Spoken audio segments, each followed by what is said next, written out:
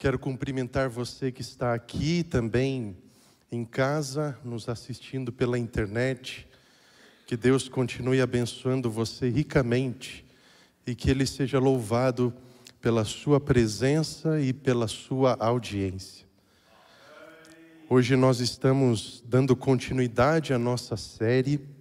Antes de abrirmos a Bíblia neste momento, eu acho que eu vou me aproximar um pouquinho de vocês aqui, para que vocês possam ver bem. Eu tenho aqui um dos volumes de uma coleção da década de 90, intitulada As Belas Histórias da Bíblia. Quem for aí, pelo menos da geração Y, vai se lembrar aí com mais clareza. Aqui só tem um dos volumes, mas ela é de 10 volumes ao todo. E basicamente ela faz uma narrativa da história bíblica. Essa série ela me acompanhou bastante durante o meu tempo de infância, e através dela que eu aprendi a ler a Bíblia de certa maneira. Ou seja, eu fui pegando gosto pela coisa. Apesar de não entender com clareza certos detalhes um pouco mais específicos, e basicamente o meu pai, ele ia me dando uma de cada vez. E aí ele perguntava, você já terminou de ler a que eu tinha te dado? Aí eu não fazia aquela leitura atentiva.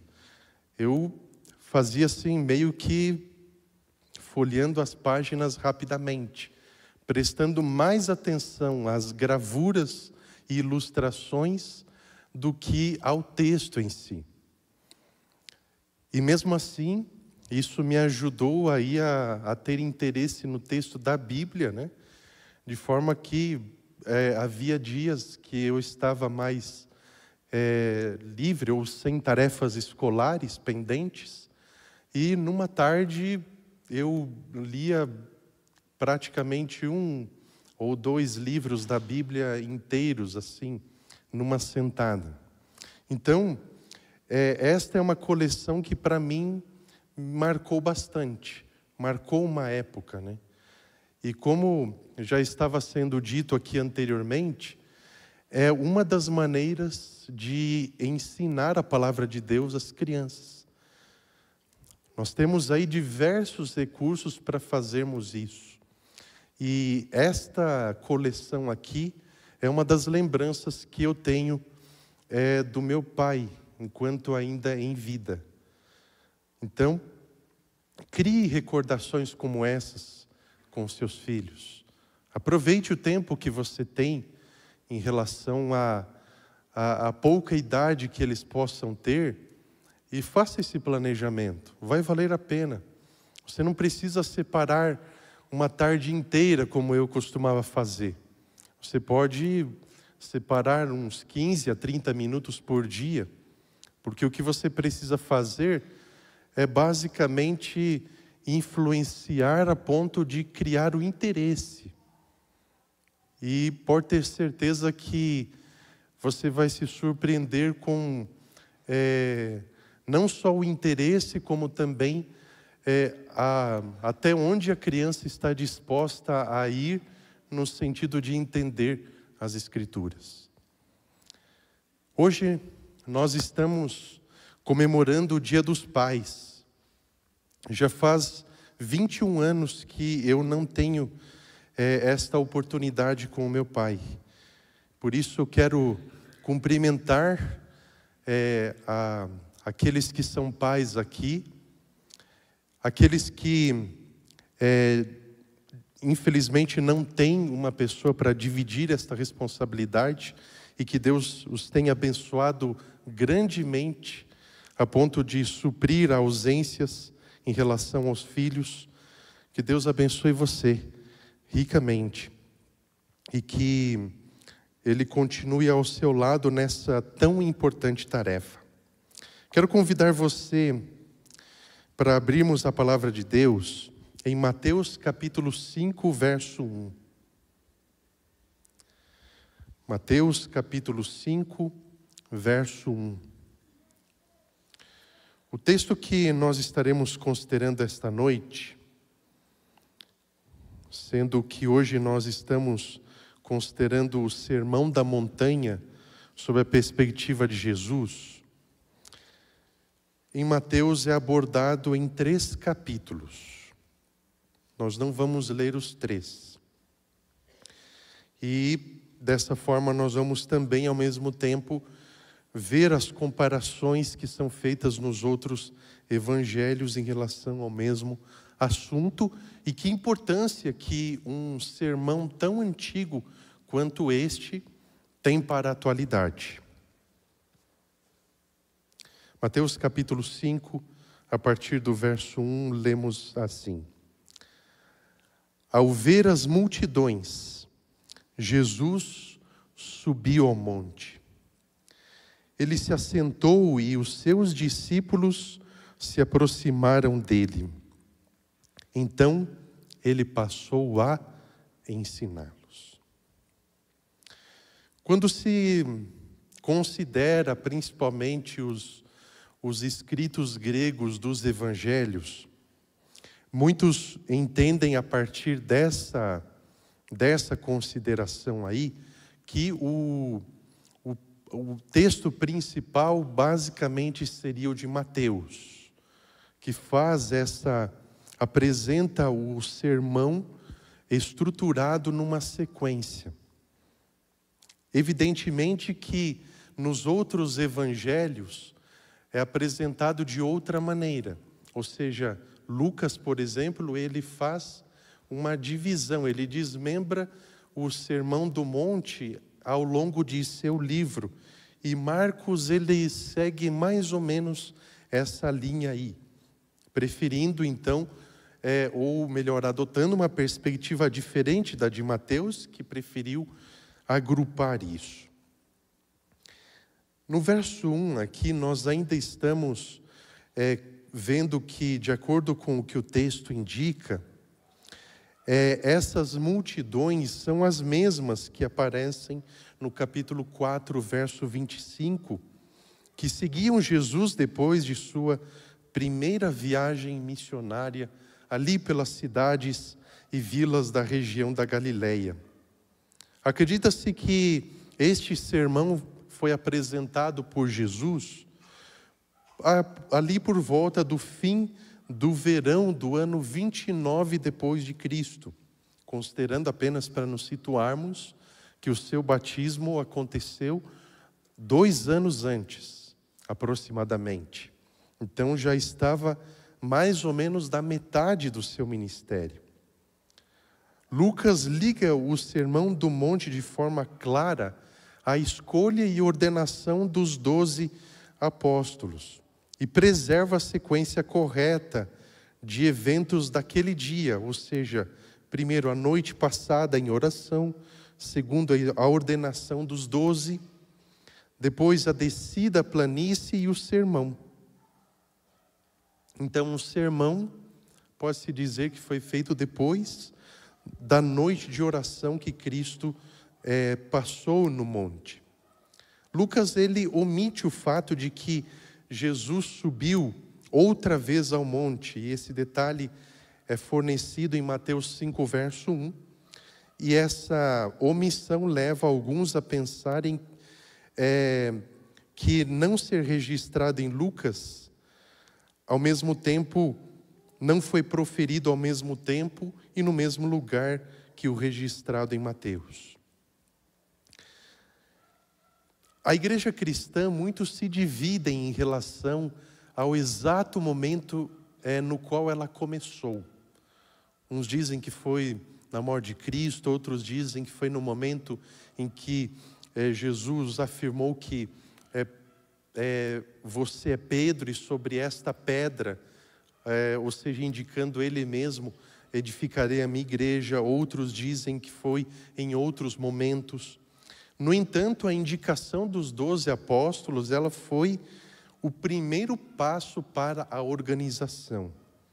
Cristo era o rei desse novo reino da graça, e os 12 eram seus cidadãos ou súditos. Então, no mesmo dia em que os 12 se tornam súditos do reino, o rei fez seu sermão de inauguração.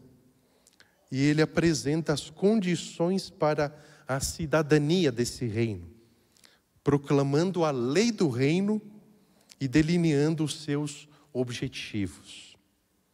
Dessa forma, o Sermão do Monte é tanto o discurso inaugural de Cristo como rei do reino da graça, assim como também a própria constituição do reino. Então, logo após o estabelecimento formal do reino, ocorre a segunda viagem pela Galileia, durante a qual Jesus deu uma demonstração vívida, assim como completa, de como o reino, seus princípios e poder podem beneficiar o ser humano. Então não se sabe a identidade desse monte. Aparentemente foi onde Jesus passou a noite em oração e onde tinha ordenado os 12 pouco tempo antes, ainda no mesmo dia.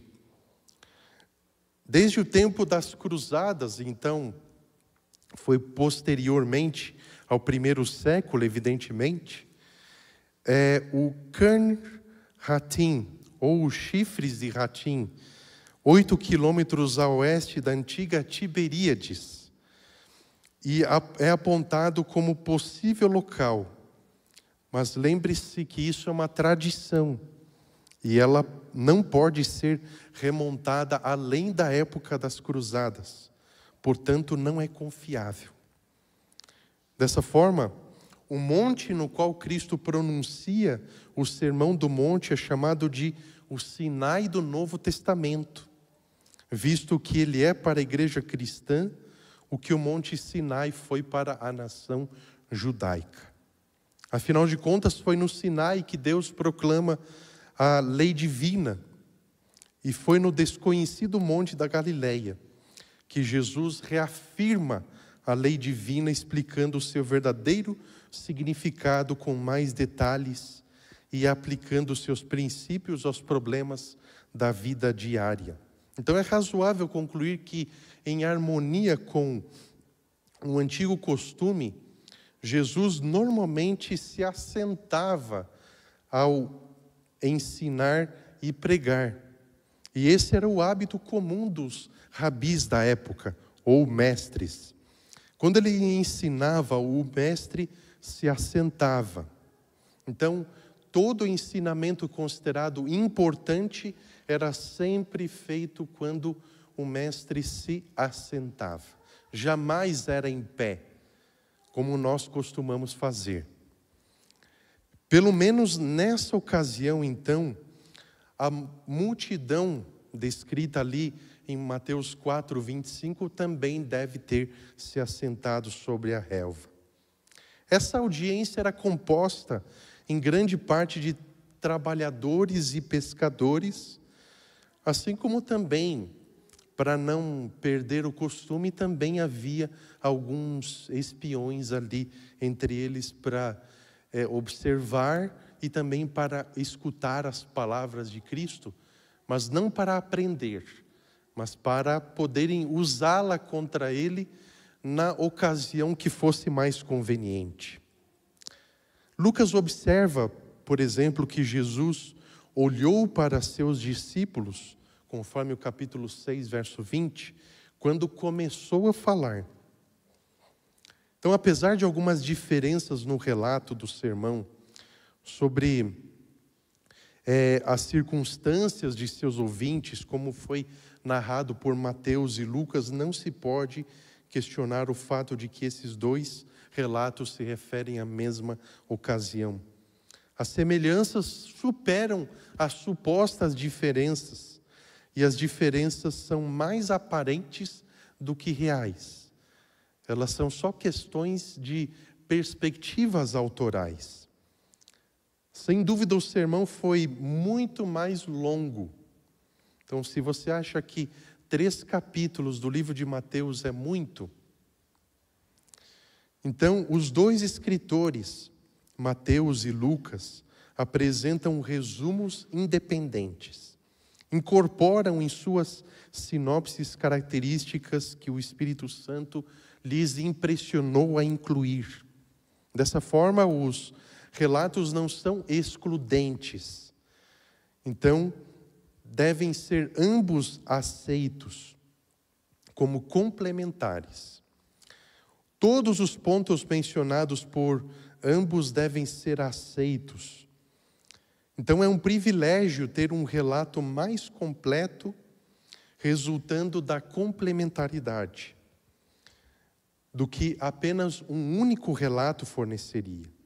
Então, nós temos muito mais beleza na diversidade do que na unicidade.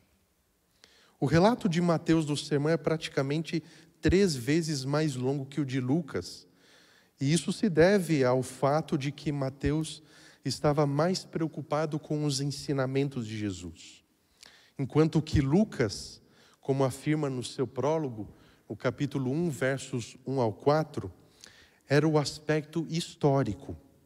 Então, o relato de Mateus do Sermão do Monte contém muitas informações que Lucas não menciona, embora Lucas relate algumas coisas que Mateus omite. Então, várias partes do Sermão do Monte apresentadas em Mateus ocorrem em pontos diferentes no Evangelho de Lucas, sem dúvida porque Jesus repetiu esses pensamentos em ocasiões posteriores, como, por exemplo, o ensinamento sobre o divórcio, que aparece no capítulo 5, verso 23 de Mateus, que é repetido, inclusive, no próprio livro de Mateus, no capítulo 19, versos 1 a 11. A primeira parte marcante do Sermão do Monte, conforme Mateus, são as bem-aventuranças. Geralmente a palavra Macários, com as suas variações dentro do texto, aparece por 9 vezes no texto original. Porém, considera-se que dessas 9, pelo menos 2 dessas menções se referem a uma bênção só. Então, a verdade é que a lista das bem-aventuranças, elas contemplam pessoas nas mais diferentes situações. Jesus está explicando o reino dos céus aqui. Então, por exemplo, nós temos situações como, por exemplo, os que choram, os mansos, também os que anseiam por justiça, assim como também os limpos de coração. Então é claro que Cristo está se dirigindo aos mais diferentes públicos possíveis, sem também a necessidade de falar de todo tipo de pessoa. As bem-aventuranças deixam uma coisa clara para nós, é de que o reino dos céus possui bênçãos ilimitadas, uma fonte inesgotável, que sempre tem espaço para mais um. E todos aqueles que estão passando por situações nos quais estão sendo afetados pelo pecado de alguma forma, eles são bem-aventurados, justamente porque todas estas bem-aventuranças os ligam, são bênçãos que os ligam ao reino dos céus. Dessa forma, ele estava se dirigindo ao seu público. E é importante considerarmos que, quando nós apresentamos o sermão, nós precisamos conhecer a realidade das pessoas às quais nós falamos. Isso não significa que não seja possível falar a pessoas que não conhecemos, mas quanto mais informação nós pudermos conhecer sobre a realidade das pessoas, é melhor. Assim como também Jesus compara os discípulos, assim como as pessoas ali, ao sal da terra e à luz do mundo.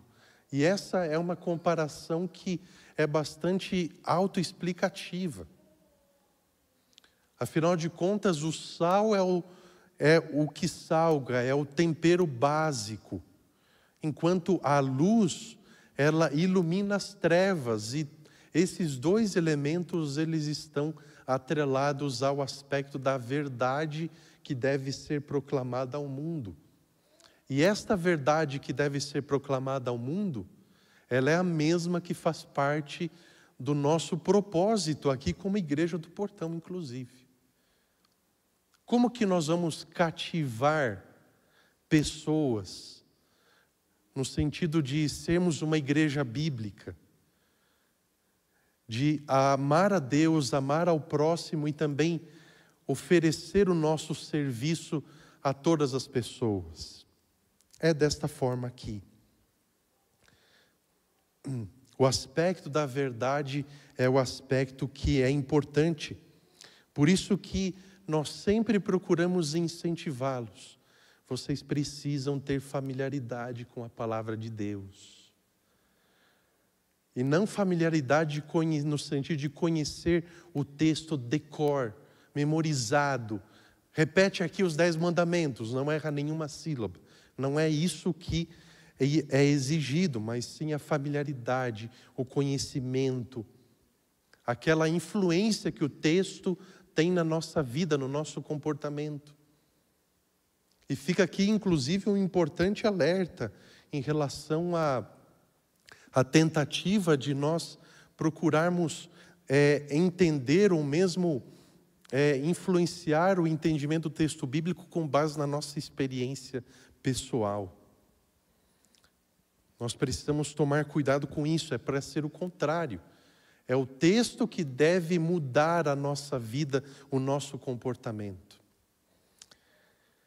Além disso, o Sermão do Monte apresenta importantes ensinamentos sobre os mais diversos assuntos, como, por exemplo, ira, adultério, divórcio, juramentos, e sempre fazendo referência ao Antigo Testamento.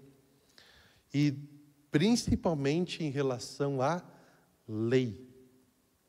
A lei de Deus. E por que é importante nós salientarmos isto? Porque na atualidade existem muitos indivíduos que ensinam que a lei passou, que inclusive ignoram o entendimento, por exemplo, da palavra grega telos, que basicamente é traduzido como fim, e tentam insinuar o significado de que fim é fim, de finalizar, que acabou aqui. Sendo que essa palavra também possui outros significados em português. Mas a palavra fim, como aparece no Novo Testamento, no texto de que o fim da lei é Cristo, não é fim de que chegou em Cristo, acabou a lei. Afinal de contas, aqui no Sermão do Monte, Jesus ele expõe a lei. Ele, em relação ao que eles conheciam no período, ele expande o significado. Como assim? Justamente porque as tradições rabínicas haviam reduzido a amplitude do significado da lei a ponto de se tornarem meros costumes.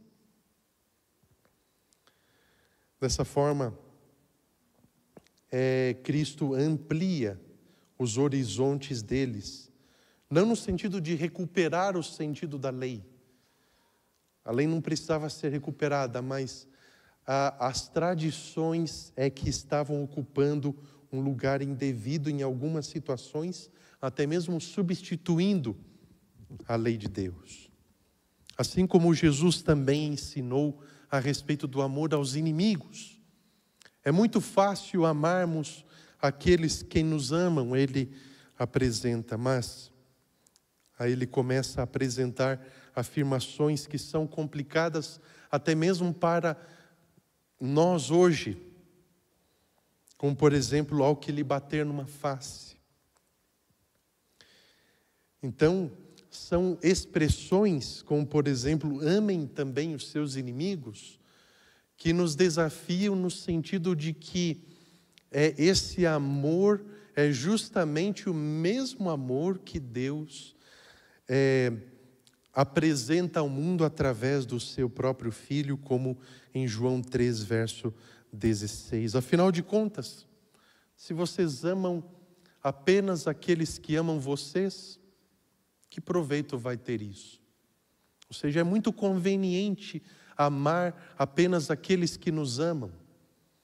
Não vai ser relevante, não vai dar aquela diferença. Agora, o fato de Cristo ter morrido por seus inimigos na cruz, isso é extremamente relevante, importante, porque considerando que, principalmente, nós também éramos inimigos de Deus.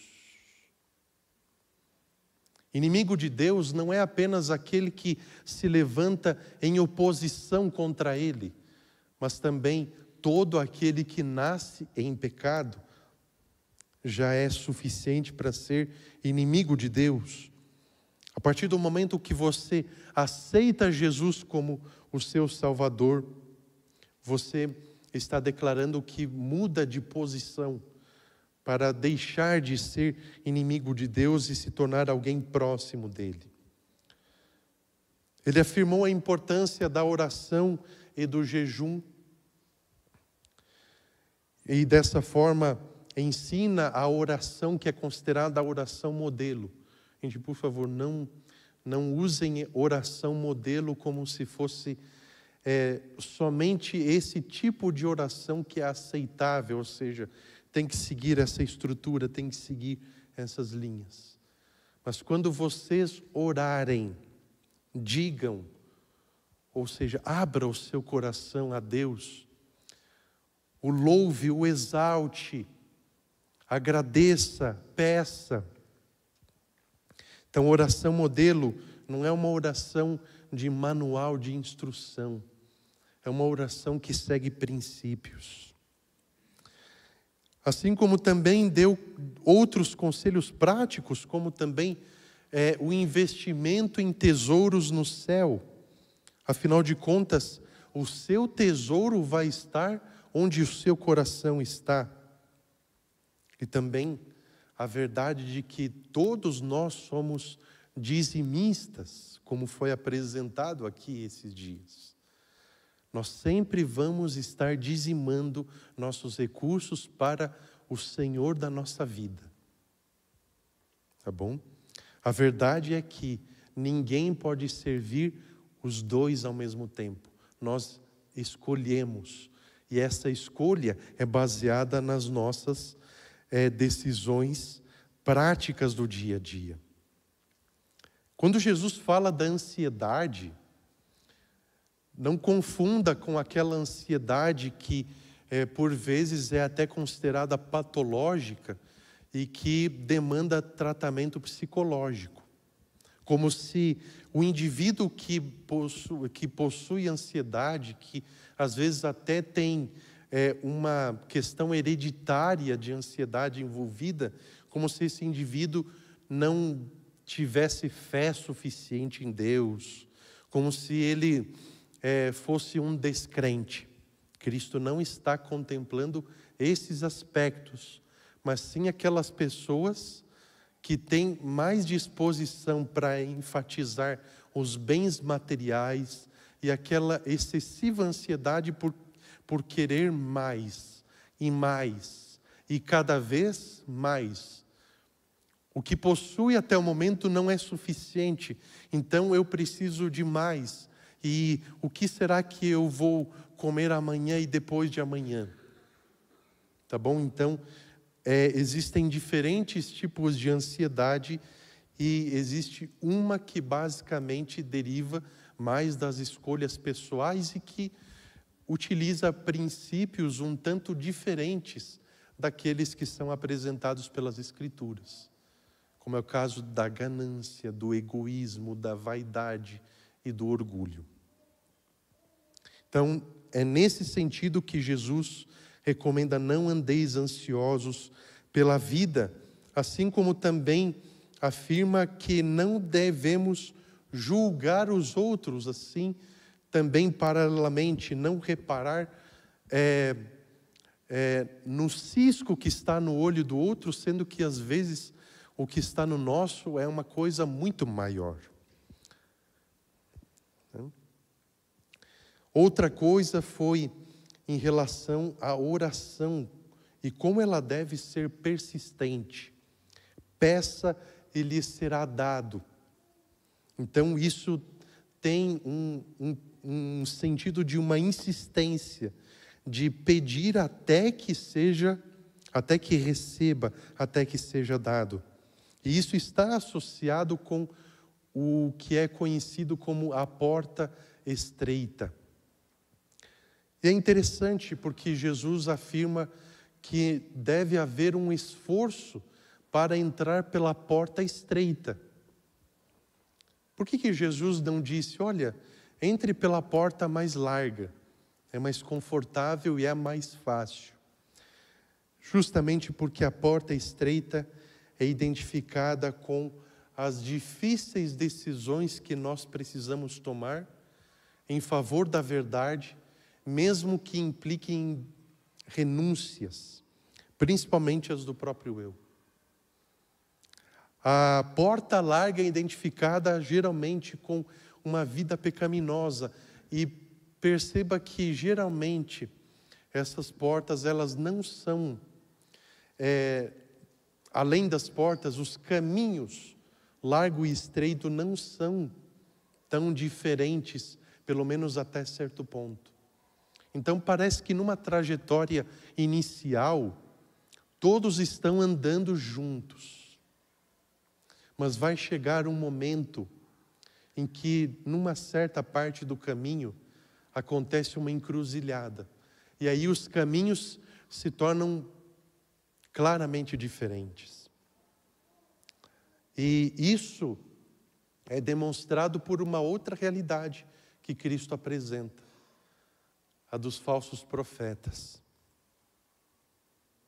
E Cristo afirma isso, e inclusive nós vamos relembrar esta parte como uma realidade no último domingo, dia 25. Então, os falsos profetas, como que eles podem ser conhecidos pelo público que está assistindo a Jesus? De acordo com os versos 16 ao 20, é pelos seus frutos. Pelos seus frutos. Pela sua vida, não por aquilo que eles afirmam, mas pelo aquilo que eles vivem, principalmente. Assim como também a palavra de Deus apresenta as características do verdadeiro profeta. Em sonhos e visões falo com ele, e o reconhecimento da encarnação de Cristo, o cumprimento de suas predições e etc. Então, é pelos seus frutos. Então, não é apenas uma característica que vai determinar, não, esse aqui é verdadeiro e esse aqui não é. Ou o indivíduo tem o conjunto completo, ou não tem absolutamente nada. E uma outra coisa que está também associada a isto é o quesito da obediência. Imagina se o profeta afirma, ou aquele que apresenta a mensagem de Deus afirma que tem uma mensagem verdadeira, ou seja, que que ele recebeu ordem de Deus para proclamá-la. Porém, ele não é obediente à mesma verdade que ele está ensinando. Isso acontece na vida diária, de forma que Cristo afirma que nem todo aquele que me diz, Senhor, Senhor, o que vai acontecer? Entrará. Não é que nem todo aquele que me diz, ou me chama assim, fará parte, entrará. Basicamente, a obediência, ela é uma das coisas que ajudam a demonstrar o fruto daquele que se proclama ou se apresenta como mensageiro de Deus. Afinal de contas, o aspecto de onde cada indivíduo, independentemente se é um profeta ou não. Lembrando que profeta não é somente aquele que recebe sonhos e visões. Todos os que proclamam a verdade da palavra de Deus são profetas na medida da proclamação, de anunciar. Então, se você anuncia a volta de Jesus e o juízo celestial, você é um profeta. Porque você proclama, você está anunciando. Então, todo aquele que ouve as palavras que Cristo pronuncia, então é comparado como aquele que edifica a sua casa sobre a rocha. O que acontece com a casa que é edificada sobre a areia? Vêm os ventos, as tempestades e derrubam tudo. Por quê? Porque a areia não tem uma profundidade para alicerçar, para firmar alguma coisa, como uma estrutura. Dessa forma, no Sermão do Monte, Cristo apresentou a natureza do seu reino. Refutou falsas ideias sobre o reino do Messias que havia sido inculcadas na mente do povo pelos fariseus ou líderes judaicos. E assim apresenta um contraste notável entre o cristianismo e o judaísmo na época de Cristo. Lembrando que não havia diferença entre cristianismo e judaísmo, até pelo menos por volta do ano 95 depois de Cristo. Então, para apreciar de forma plena a importância do Sermão do Monte, o que é necessário fazer? É entender não apenas cada princípio como individualmente é apresentado, mas também a relação de cada um com o todo. O discurso é uma unidade que não é percebida pelo leitor casual. O que é o leitor casual? Eu vou ler essa partezinha aqui, é importante. Essa parte aqui é importante dentro do conjunto.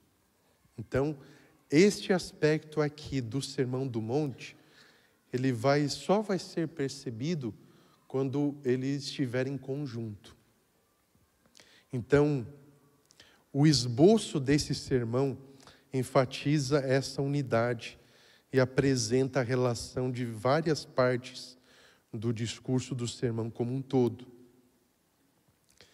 Cristo enfatiza nas primeiras palavras desse sermão o desejo supremo de todo o coração do ser humano, que é felicidade. Esse desejo foi implantado no ser humano pelo próprio Criador. Originalmente tinha o propósito de levá-lo a encontrar a verdadeira felicidade por meio da cooperação com o Deus que o criou. Dessa forma, o pecado, ele surge como uma ruptura nessa relação. E também acontece quando o ser humano tenta alcançar a felicidade como um fim em si mesmo. Quando você acha que você sabe o que é bom para você, você na realidade está buscando a felicidade por seus próprios esforços e não em cooperação com o Criador.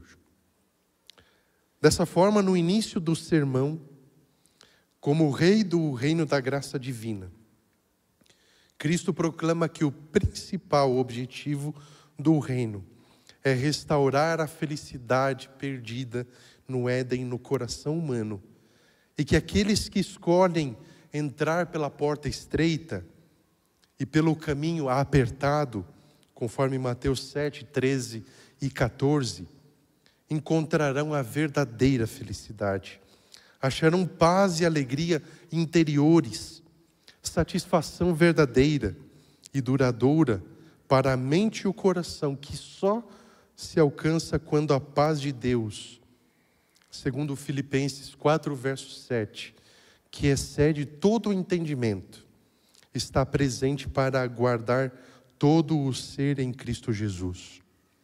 Quando Cristo volta para o Pai, deixa a sua paz com os seus seguidores. Uma vez que o mundo, segundo João 14, 27, não pode dar a você essa mesma paz. Então, de acordo com Romanos 5, verso 1, a felicidade está no coração daqueles que estão em paz com Deus e também com o seu próximo, de acordo com Miqueias capítulo 6, verso 8, que também caminham de acordo com os 2 grandes mandamentos da lei do amor, como apresentados em Mateus 22, versos 37 a 40.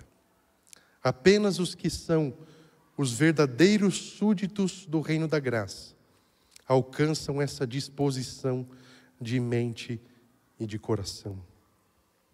Você gostaria de fazer parte desse mesmo reino que Cristo está apresentando aqui em seu Sermão do Monte?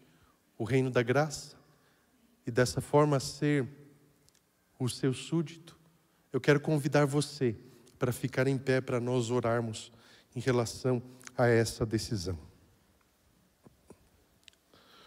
Obrigado, Senhor, porque hoje nós podemos, mediante Cristo, mediante o seu sacrifício, escolher fazer parte do teu reino.